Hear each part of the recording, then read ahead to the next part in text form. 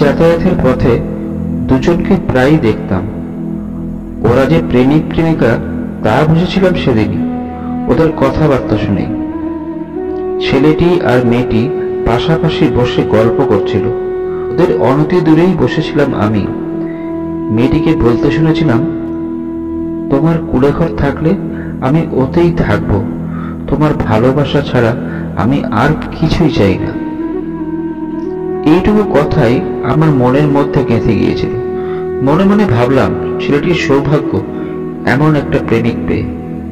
প্রেমিকা হিসাবে মেয়েটি শুধু সুন্দরী নয়, একেবারে অতি সাধারণ। তা না হলে এমন কথা বলে? আস্তে আস্তে ওরা আমার পরিচিত মুখ হয়ে গেল। প্রায়ই ওদের দেখতে পেতাম, কখনো স্টেশনে বসে গল্প করছে, কখনো ট্রেনে। তবে ওরা আমাকে না চিনল, আমি ওদেরকে চিনি। তারপর থেকে 1 বছর যাবৎ ওদেরকে আর চোখে পড়েনি। সে নিয়ে আমার মাথা ব্যথাও ছিল না। ওদের কথা প্রায় ভুলেই গিয়েছিলাম। গতকাল সকালে আমি স্কুলে যাচ্ছি। এই কদিন জোড়ায় জোড়ায় কপতিদের চোখেও পড়েছে বেশ। খুব স্বাভাবিক সেটা। ভালোবাসার সপ্তাহ চলছে যে এখন। প্রতিদিন কিছু না কিছু তো আছেই। রোজ ডে, পোস্ট ডে, হাগু ডে, পাদু ডে, আর কত কি। হঠাৎ কানে এলো এই কথাগুলো। আমার বেশি কিছু চাওয়া পাওয়া নেই গো। তোমার যদি কুঁড়েঘর থাকে ওখানেই আমি থাকবো, তার মধ্যে যেন তোমার ভালোবাসাটুকু থাকে।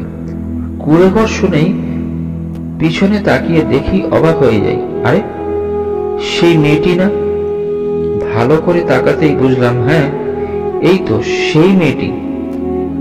মেয়েটি ভালোবাসা পাওয়ার জন্য কুঁড়ে ঘরেই থাকতে রাজি।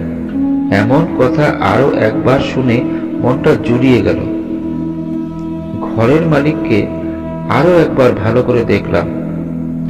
মেয়েটি যে কুঁড়ে ঘরেই থাকতে চায়, সে কথা যেন বিশ্বাসযোগ্য হয়ে উঠল আরো একবার।